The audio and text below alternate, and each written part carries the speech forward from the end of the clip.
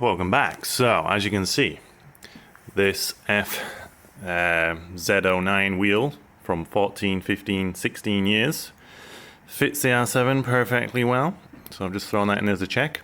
The other thing I'm doing is measuring the circumference of the tire, because I want to get an idea of how much the overall diameter would change with this slick-on versus a road tire with the regular profile of 180/55 versus 180/65.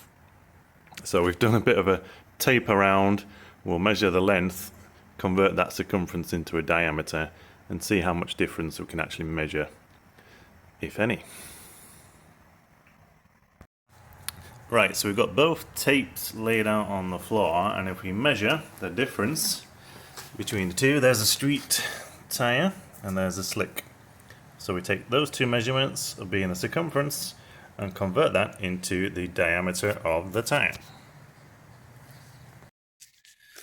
Okay, so when we do the calculations on that, that gives us the diameter of 630 on the street tire and around about 660 on the slick.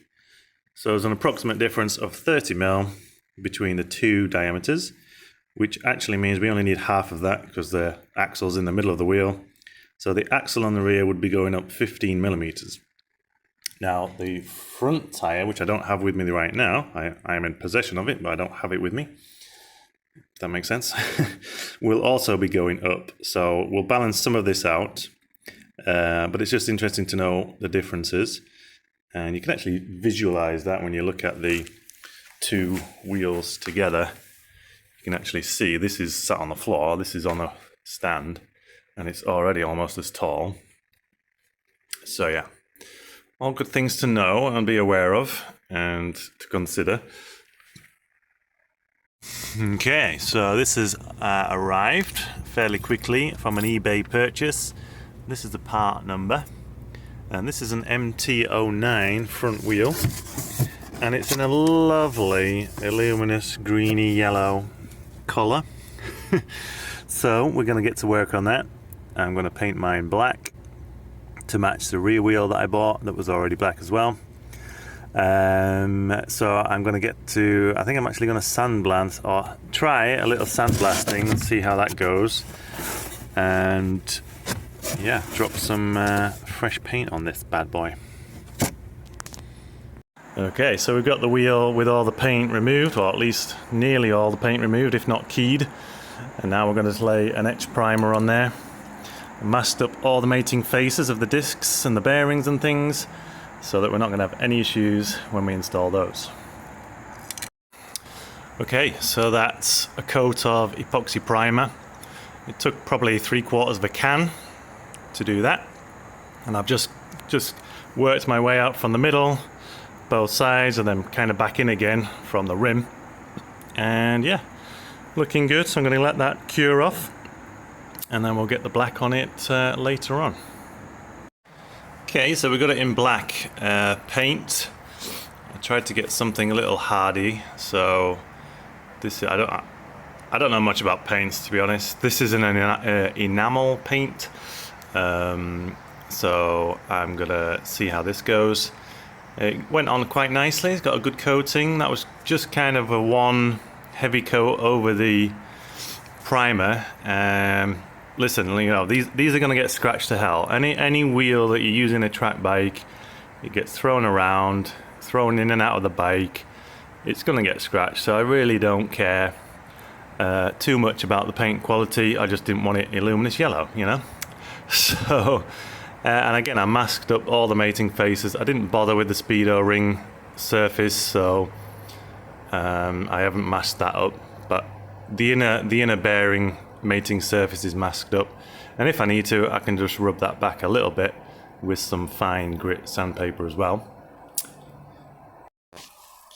And then to go on the wheel, I got these locally. These are from a used FZ09. They were a little bit, they had some surface rust on, so I used some Scotch Brite and rubbed that back, and looking good condition otherwise. Obviously I do not know if there's any warp in them, so we're only going to find out when we use the wheel for the first time. But fingers crossed, these were like $35. So when you look at the price of trying to buy R7 discs, it's certainly more than that. So these are what I'm going to go with. I'm going to try them out. They did come with the bolts as well, which is always an added bonus. So this front wheel is coming together. The bearings are here. The tyre valve is here. Because obviously when you're building the wheel, you need a tyre valve to go in the wheel, of course. This is the Yamaha part number that seems to be on the R7. So we've got a genuine one. Then you've got the bearings that sit right here on the outside. And then there's a central spacer that sits between both bearings. It sits in here, and that takes up the pressure when you compress your axle, or when you fit your axle and torque it up.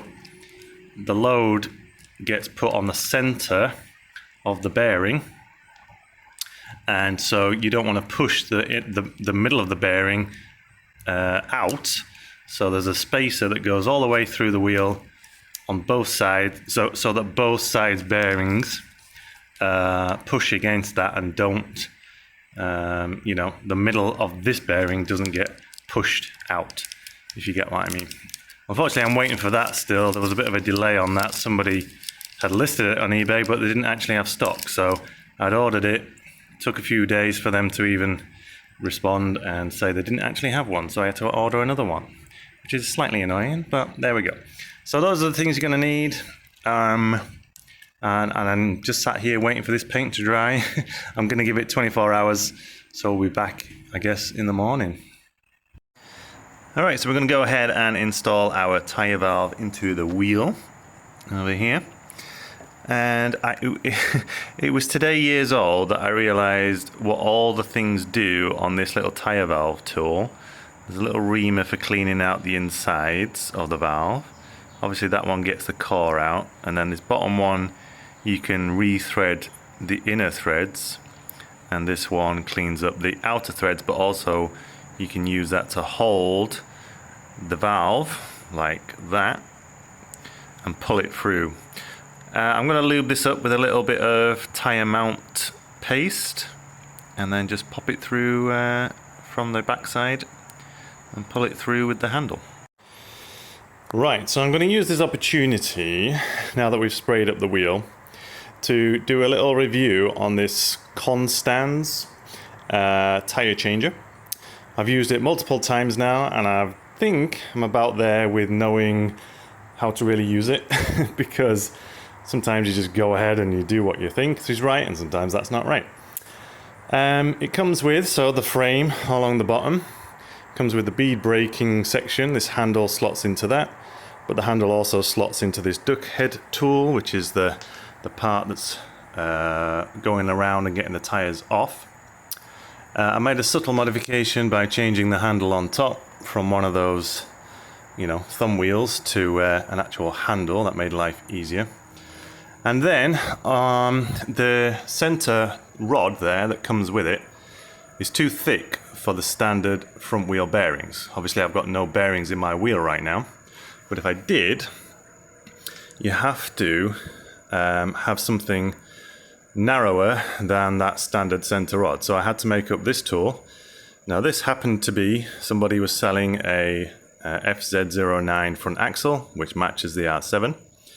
So I bought that, chopped the end off, and inserted this rod between the two, and now that threads. The tool happened to have the right thread for an axle to screw into it, and so this works perfectly for the front wheel now with those smaller bearings. Obviously it's not an issue for the rear wheel, but it is for the front. Accompanying all of this, you're going to need the tyre mounting paste and a brush. Just any old brush works just fine. This is a center drop tool, and that keeps part of the tyre in the middle part of the wheel whilst you're spinning around the tool, and that just helps everything just kind of work nicely when we're mounting or dismounting the wheel sometimes. tyre levers. These are okay, but I've already been bent slightly, so they're not the best in the world. And then a tyre valve tool, which is useful for dealing with the tyre valve, obviously. And this part for getting a core out the middle of the valve. So yeah, I'm going to show you then. So I've literally just put this tyre back on for this demonstration, and it's coming straight back off again. So what you've got to imagine is that I've already done the process of breaking the bead with this part. So obviously you line this kind of paddle up with the rim, and then using the big old handle, you're going to go around and compress the tire until you hear that kind of, release of the tire on the rim. And you're going to go all the way around and break the bead on both sides of the tire. That's your first step. And that's a pretty simple, easy to visualize step. And once you've done that, then we're moving on to using our duck beak tool, however you want to call it. Now, mine's a bit tricky right now without the bearings in. This spacer, I'm trying to use it to line up the wheel so that it doesn't move around left and right. But anyway, so I'm going to get this duck head into position, which is a case of just using the screw tool and popping the tire down a bit so that you can get the duck head underneath the rim. So I'll do that and come back. All right, then the next step is we're going to get the tire lever underneath the tire and lever the lip over just this edge. I thought in the initial stages I couldn't work it out, and I was trying to lift the tire over both ends, but you only need to do this end, and then we're going to rotate the tool in an anti-clockwise direction. In fact, no matter what step you're doing, we're doing anti-clockwise rotations with the duck head tool. So I'm going to spray up with some soapy water mix all the way around and the back of the duck head tool just to lubricate that. And then I'm going to lever the tire over there, and I'll show you what that looks like. Okay, so there's the first lip levered over the rubber duck head, whatever you want to call it. And I tend to just leave the lever here. Now let's see if I can do any of this one-handed to show you what this looks like. It was a godsend of an idea to mount the whole thing to the floor. So I've anchored this into my concrete floor, and that's made life so much easier. Okay, so we're going to go anti-clockwise, and you'll see the lever sometimes falls out, and so you just have to get rid of that. So you see that as we go around, the tire nicely pops, and if you need to, you can move the handle from the back to the front, like so, and pop. We've got the tire first slip off. So you repeat the process for the other side. Now you won't be able to go into the front of this tool in this portion because the tire will overcome that. So anyway, I'm going to lever that up and show you what that looks like. Okay, so we've got the under lip of the tire now pulled over the duck head. So again, anti-clockwise direction.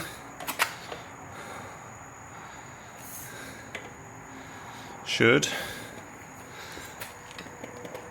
nicely. Now if it starts to do that, if it starts to spin the whole tire, you've got to find a way to hold that in place whilst you do the rest. Or probably what I can do, I'll take this lever out of the way. I might just be able to pull it off. Let's try that. Can I? Yep. Get rid of this handle. And there we go. The tyre is off the rim. Now that is the easier part, I'll be honest. The easier part has always been to get the tyre off. So I'm going to clean this up a little bit because I don't like the soapy water being left on whilst we use the paste. So I'm going to wipe that all down and then we'll come back and do the tyre mounting. So one thing that's going to be very useful for you to remount the tyre is a little bit of heat. Now I've put the warmer on mine. You can leave it in the sun if you don't have a tyre warmer. I'm going to just put it on for like 5, maybe 10 minutes. It just needs a little bit of warmth. It's not putting a heat cycle in it, but it's just giving it a bit of flexibility for when we mount it onto the tyre. And then when it comes time to mount, we're going to brush the tyre mount paste onto the rim and onto the tyre itself. Sometimes you can get that initial first lip over the rim just by pushing. And if you need to, you can use a bead breaker to actually push the tyre onto the rim as well. So a combination of those is the best way to get your first lip on. And then I tend to use the duck head again to just finish off.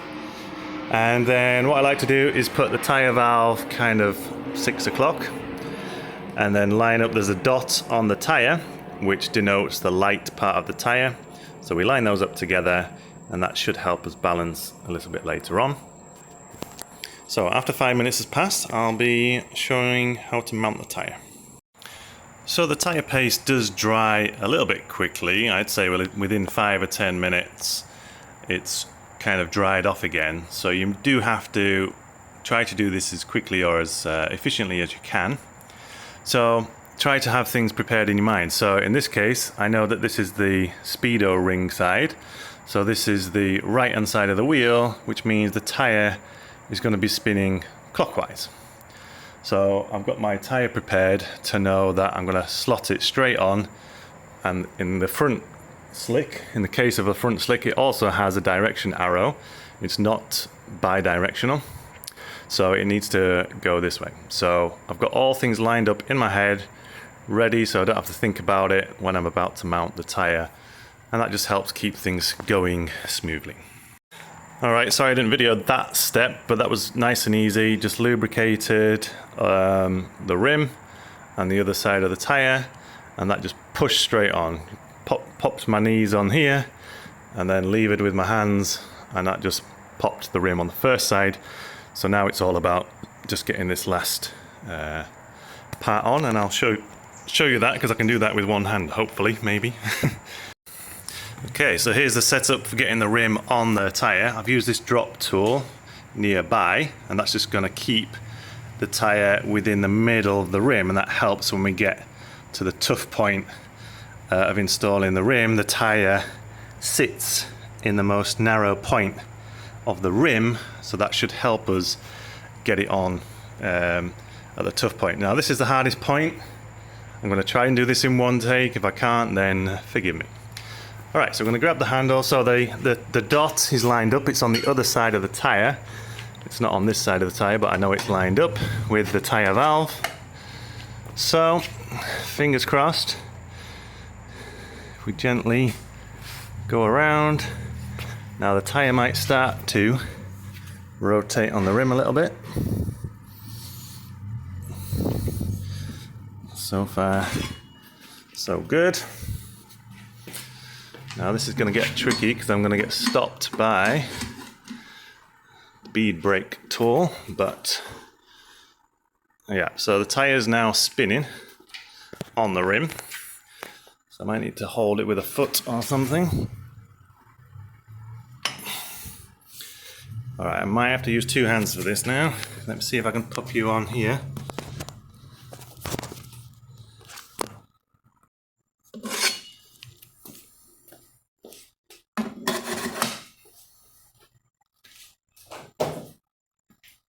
I've got 2 of these tools which I might need to use.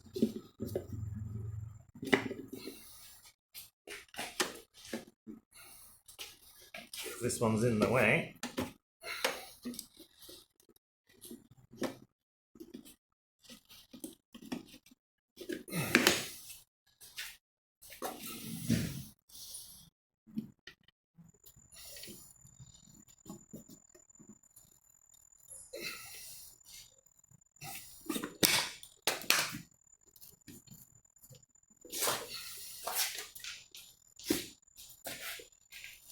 There we go. We got it. Not too bad. So hopefully you saw how that all worked. And with a bit of warmth in that tyre, it makes life a lot easier, trust me. So now I'm going to wipe off the excess, even underneath the rim, because these slicks apparently like to slip on the rim. And I do need to check if my spot has moved on the other side as well, because you saw how that tyre was slipping around the rim. So my dot is probably not lined up with the valve. Okay, so this is always the fun part of popping the tyre onto the rim.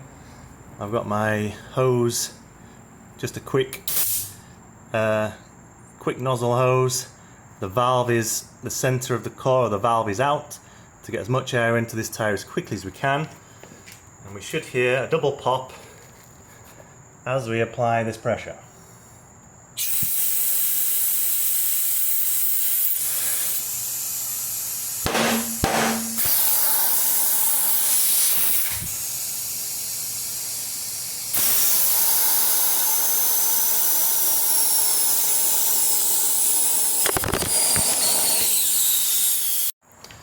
Okay, and then before it's had too much of a chance to settle from that high pressure, I like to get some pressure in to hold pressure on the valve. So the valve core's back in now.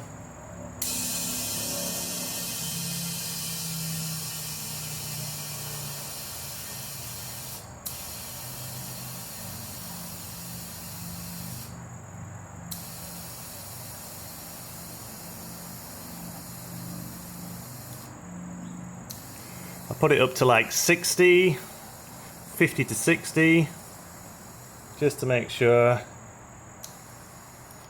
that we're seated on the rim again, and then I'll bring it back down after say 10 minutes.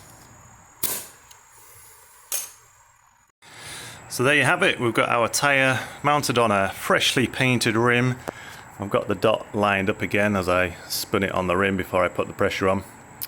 So just so you know, you don't have to take your discs off. I just don't have mine installed yet because, well, they just aren't, but they will be shortly.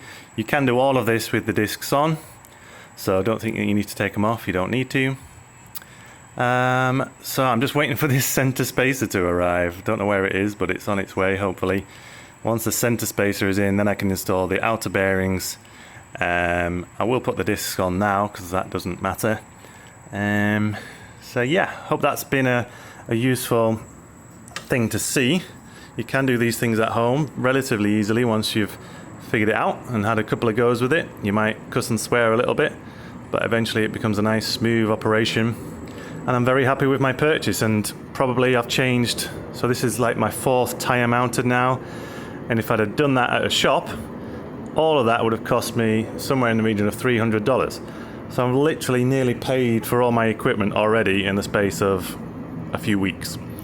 And so I'm very happy with my purchase. I'll put a link down below if you want to buy one. It's shipped to Germany very quickly from the website. Had no issues, it's been a great tool. Just follow those tips, mount it to the ground if you can, because that just saves a whole lot of effort. And you can almost do it one-handedly. Well, I nearly did, didn't I? So, yeah. All right, well, I'm going to carry on with preparations, and I'll show you anything else that comes along. All right, so you see I've got one disc mounted underneath, and now I'm coming to do this other side, and I just thought I'd mention, so what I do, just to make sure there's absolutely no paint left on the surface, is use like a razor blade, and I'm just scraping across the face. And that just makes sure that any paint around here is scraped away and we're left with the mating surface. Now, why am I so critical about this? Because I had an experience where a wheel had some paint behind the discs and it made the discs wobble. And so I'm being very careful not to do that again. And also check the back of your disc. So check that if somebody may have painted these in the past. So again, give these a little rub over, make sure that they're perfectly flat before mounting them, and then just use, I am using blue Loctite on these screws. People might use harder thread locker on this, but I've used blue in the past for all my years and had no issues, so that's what I'm doing. You do you. Okay, so discs are all on, torqued up. These appear to be 13 foot-pound from my service manual. If you think any different, comment below and let me know. I did just check the pressure again now that we're at the end of the day. It's actually gone up a little bit with the heat of the day. I set it down at 34 psi and it measured 35. So the bead is sat nicely on the rim, no leaks from anywhere, no valve leaks or anything like that, so that's great. What I'm going to do is stop this video now because this video is like 25 minutes long already. But when we come back, there'll be a kind of a part 2, I guess. We'll be installing the bearings and giving it a test fit into the bike. I did have a bit of an issue with getting the wheel out of the bike across that bar there on the stand with the mudguard, the fender in place. So I did a bit of a modification to my stand, but now this tire is even taller, if you like. So I'm going to see if that will go on and off without removing the mudguard. And if it doesn't, then we need to think of a solution because we don't want that happening on the track day. Anyway, I know it's been a long one, kind of a bit of a nerdy one for the real enthusiast. But anyway, stick with us. We're nearly at the next track day for more exciting live action point of view footage from inside the helmet. So look out for that. It's coming up soonish, a couple of weeks. So stick along. Thanks for watching. Bye for now.